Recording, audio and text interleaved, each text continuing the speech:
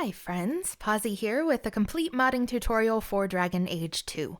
Unlike my other modding guides, which are briefer, I'm going to take you through every step of the process on this one, from choosing mods to downloading and file placement to using the CharGenMorph compiler and so on, so you can watch along and just pause as you need to. As the title of this video states, the process will also work for modding Dragon Age Origins as well. Just when we place things in the DA2 folder, you'll obviously be using the Origins folder on that one, but they are in the same location, so the steps should be pretty easily transferable. I do have a modding guide solely for Origins that I did about a year ago, which I will link in the description of this video too. It's definitely not as detailed as this one is going to be, but hopefully one of these videos will suit your needs. So without further ado, let's jump on in. I have no mods downloaded yet, though I did do a little exploration and prep work already, but I'll talk you through all that as we go. The first real step of this process is to log into your Nexus Mods account. So if you don't already have one, please pause here and do that. Once you do, you'll see a homepage like this, which doesn't seem to have DA2 on it, though it does have Origins on it. So again, if you want to use these directions to mod Origins instead, you want to pull from that page. But for 2, let's scroll down and hit View All Games, and then we'll type in Dragon. And here is our game. I've already added it to favorites, so the next time I log in, I can just come up here to Games and access it here. But for the sake of doing this together, we will click here. Anytime you open a game's modding page, you'll see this section called Hot Mods, which is just the most popular in the moment. If you scroll down, you'll see the rest of them typically listed in order of publish date, though since this game is older, there's not a lot of new content coming out, so you can filter that however you want. I do typically start in the Hot Mods section though, and just get some ideas of what I might like to see. So here we have vibrant colors for DA2. We all know I love a good character creation mod. So this one gives us eye colors and skin tones.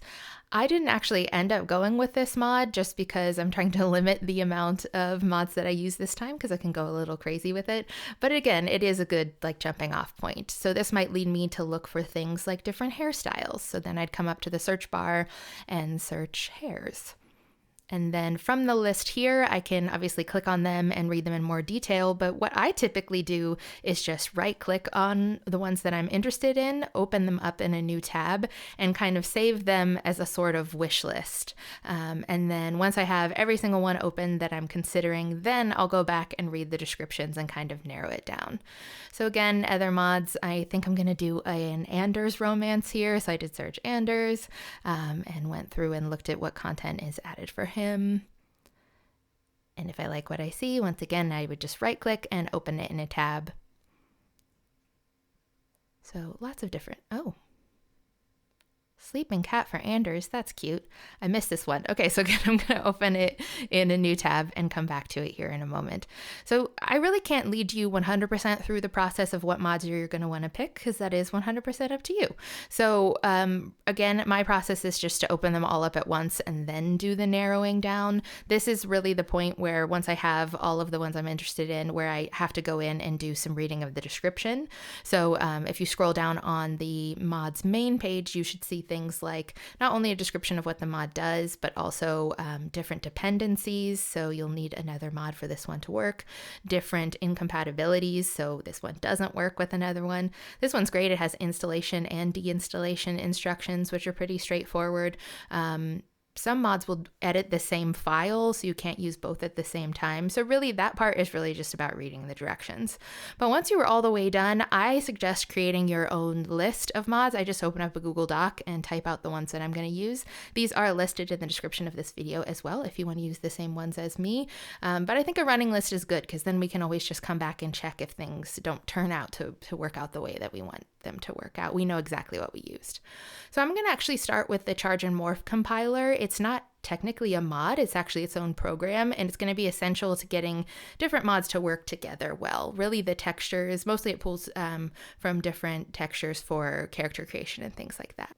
If you click the link that's in the description, it will take you to this page. You can read about what this does, but we're going to come over to Files, and then just manual download. Since we're not using a mod manager, we're going to do everything by hand. Manual download, and then open it up in our downloads folder. And our first move for these files is always going to be to extract all. I do it directly into my downloads folder because I like to keep it all in the same place and kind of keep it neat. But then I'm going to move that extracted folder onto my desktop just because I know I'm going to come back to this compiler. Anytime I add a mod or switch things up, I'll have to run the compiler again. So let's open it up for the first time here by double clicking. Okay, maybe. Let's do run anyway. Nice try, PC. And if you're modding Origins, keep it there, but we're modding Dragon Age 2, so we'll click over. It will tell us that it will look for the override folder for us, so we don't have to track down the location of that file where our mods are going to go, so we'll click yes. And typically it does a good job. It should be in the location users, then your username, documents, BioWare, Dragon Age 2, packages, core, and then override. The same is true for Dragon Age, except for with the name replaced.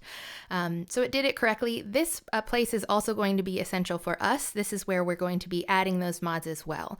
So let's take a quick moment to find this location in our files for our system here by going over to our documents and just tracking that exact same path. So BioWare, Dragon Age 2, packages, core, and then here is our override folder. I'm going to right click it and pin it. I actually already have it pinned here, but you should do the same just because, again, it makes it so much easier as you're downloading these mods to just drop them in the correct location without having to track down this location over and over. But that's where it's going to go. We're not going to use the CharGenMorph compiler right now until we have mods in that folder for it to actually pull from those CharGenMorph files. So yeah, I cleaned out my downloads. Again, anytime I've extracted the files and done everything I need to do, I always like to tidy up a bit. So we can actually start downloading these mods. Let's start with this Anders dialog edits. Once again, being really good at reading the description, it tells us all the changes it makes, and then down here in bold, it also tells us that it is compatible with this other mod, but that we have to make sure that we're using the correct version, since there are different versions of each one. So since that is also on my list, let's look at the dialog overhaul mod as well, and make sure that we have those compatible versions. And it looks like these three versions are just slightly different. They're all about when Anders will talk about his friend Carl and about their relationship.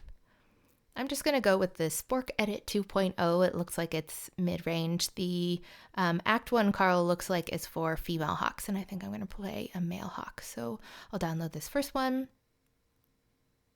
And then I'm actually not going to open it up yet. I'm going to make sure that I get the compatible file from that other mod. Again, it was the Spork Edit 2.0. And yeah, please install this version if you're using Spork Edit. Got it. So good, I know those are going to work together. I'm just going to leave them in the downloads folder and keep going. Next up is Anto Hairs. This one has one file. Good. Manual download. Let's skip that. Next one is Hawk Estate Mirror and Outfit Changer. This one just do the main files. The other one is an optional file just for modders. Going smoothly so far. Now we have Hawk Family Outfit Replacers, and this one has a bunch of different files because you get to choose what actual outfits you want replaced. Really cute one for Bethany, for Mom. Bethany is a circle mage. The reason that I was interested in this mod is for the Grey Warden outfits. Oh, zombie. I don't know exactly what route I'm going to go, but if the siblings do become Grey Wardens, I want to make sure they're suited up. So I'm just going to get the Grey Warden files from this one. Which you can tell I've messed around with downloading a couple, but I'm just going to come down here to Bethany Grey Warden and Carver Grey Warden.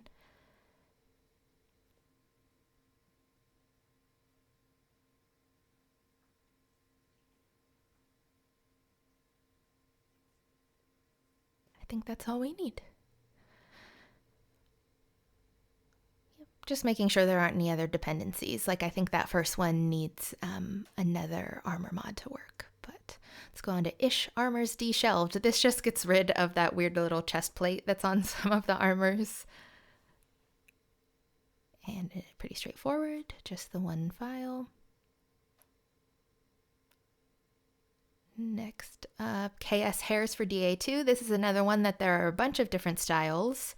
The mod maker here actually recommends that you don't download all of them because it will slow down your game and it will be too many for the slider in the character creator. So again, I'm going to play a male hawk, so I'm just going to get the two male hair volumes, 1 and 2. Which look like that. So come over to files, and in this long list, I'll just come down to these two.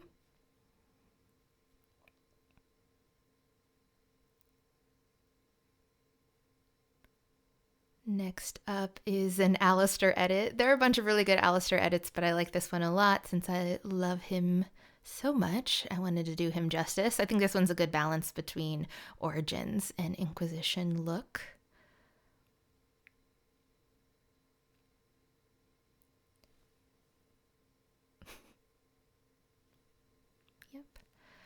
So again, we'll just do the main file here. See, okay, mod requirement here, additional hair tints. Let's open this one up. So this version of Alistair will only work with this other mod. Let's make sure we get it too, and I'll make sure to add it to my running list in my Google Doc.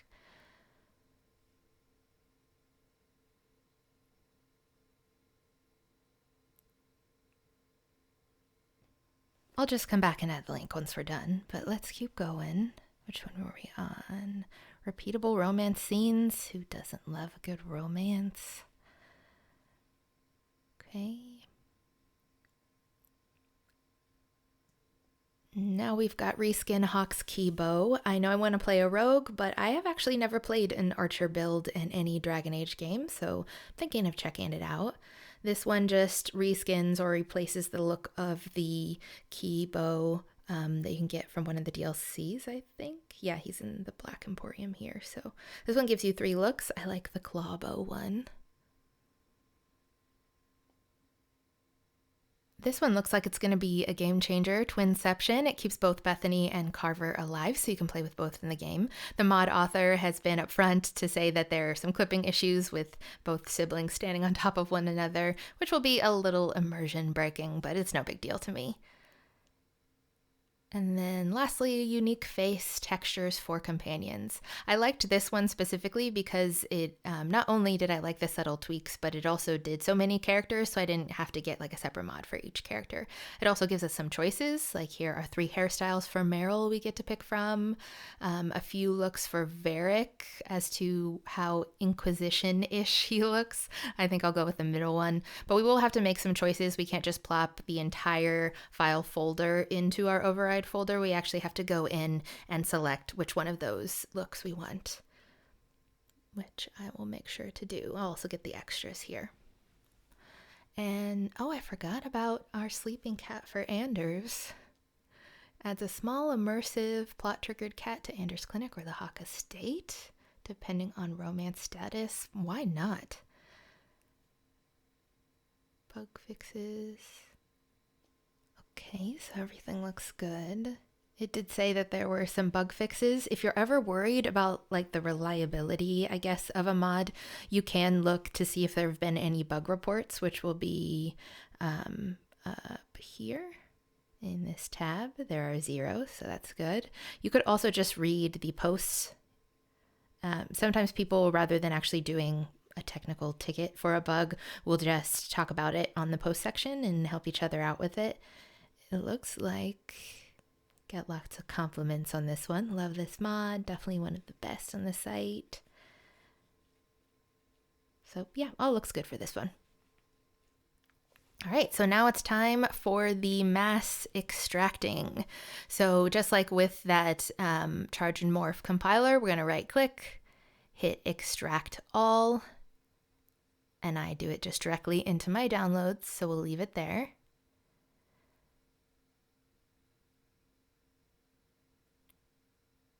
And it's just opening up the folder for us. What I like to do as I go as well is once I know that it's been extracted correctly, I will delete the original, the zipped file or compressed file. And again, I'll go to the next one, extract all, and then delete the original file. Okay, there are the extracted folders.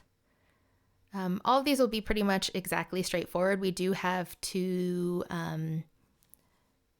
7-zip files, so you'll do those a little differently. So I'll right click.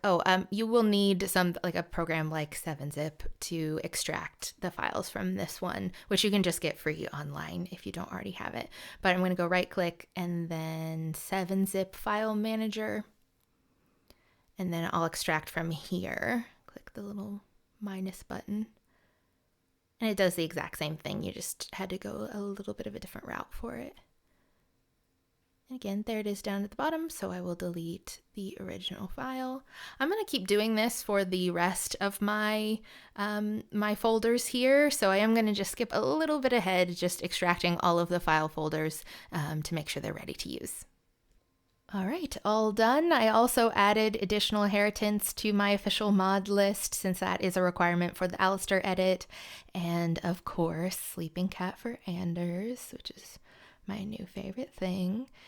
So we don't need the official mod list anymore, but it's here if we need to reference it. It's also in the description of this video. And all of our extracted folders. Also, the Theron family says hi. But before we move these over to the override folder, which we pinned, I like to double, triple check that everything going on within that folder is okay. So this first one, I'm going to double click. And here we see the modder has actually put a folder within a folder. So we don't need that outside folder, we just need the mod. In that mod folder, we have an image of what we're actually modding, which is that claw bow, and then the actual mod. Those both can stay in the folder, but we're just going to move the primary folder over, and then we'll get rid of the container folder. I don't know why sometimes it does that. I think it's just when it's compressing it all as one. Here within this one, we have our custom cutscenes. Everything looks good there, so I'm going to move repeatable romance scenes over. But again, we don't need that housing folder, so I'll delete that. Inheritance, we can move the whole folder over. There's one of our CharGenMorph files. So that's important that you leave that in with the mod in the folder because that CharGenMorph compiler will look through all of your folders to find those files to pull from. And if you pull them out, then it gets a little confused. So leave it in the folder and move the whole folder over there.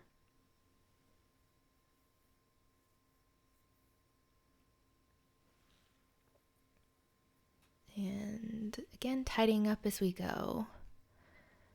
This one looks good. This one doesn't have like, I don't know what else to call it, a container folder or a housing folder. It doesn't have an extra folder on the outside, so we're just going to move that one directly over. This one also doesn't have anything extra. We'll move it directly over. Both of those are the same.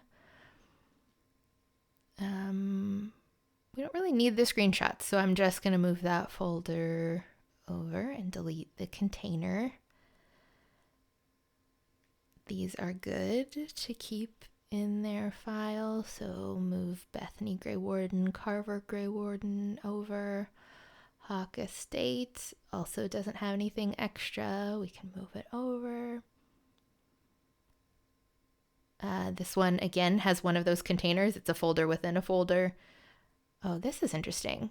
So this is a folder within a folder within a folder.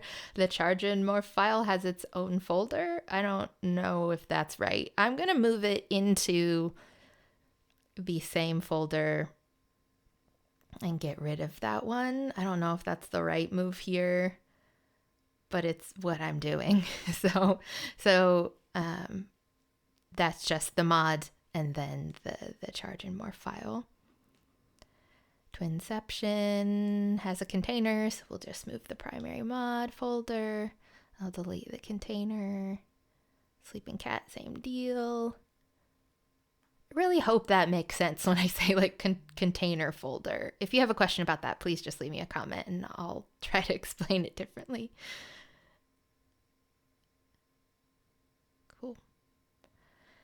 And then these last two were the ones that we had to make some choices about, because there are, like for Meryl and for Varric and things like that, there are specific looks. This one looks like, we can leave the README in there, which, by the way, if you are ever unsure about anything, please do read the README file. But I'm going in here guns blazing. Aveline only has one file, so we'll leave her. The family, one file for each, so no choices to be made yet. Here we go. Varric has two, so I'm going to go with that middle one. I'm going to get rid of the Inquisition look. Sebastian has one. Meryl, I'll go with her regular hair. So get rid of the Morrigan hair and the mohawk. I don't think anyone else had any alternate looks, but I will just verify that.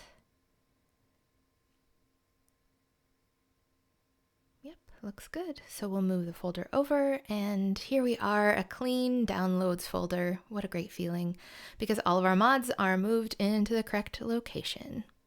And we only have one step left, which is to go back to that CharGenMorph compiler from the beginning, which I saved on my desktop for quick access, but I also have it minimized here. And on the left, there is a tab that says Compiler. And then we will go to where the little magnifying glass is. It says Scan for XML files, and it will locate the correct files from those folders, as seen here. And in order for it to compile everything, we'll come down to the very bottom where that green play button is, where it says compile conflicting files and remove bad references.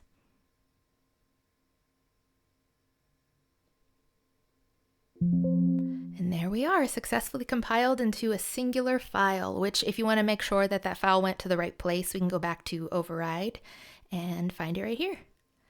And that is all you need to mod Dragon Age 2. I hope that this video wasn't too conversational. I know I just didn't do much editing and just kind of talked at you, but hopefully that was helpful. To make sure that these mods worked correctly, for me, you're going to have to double check by watching my episode 1 of my Dragon Age 2 Let's Play. I'll see you there.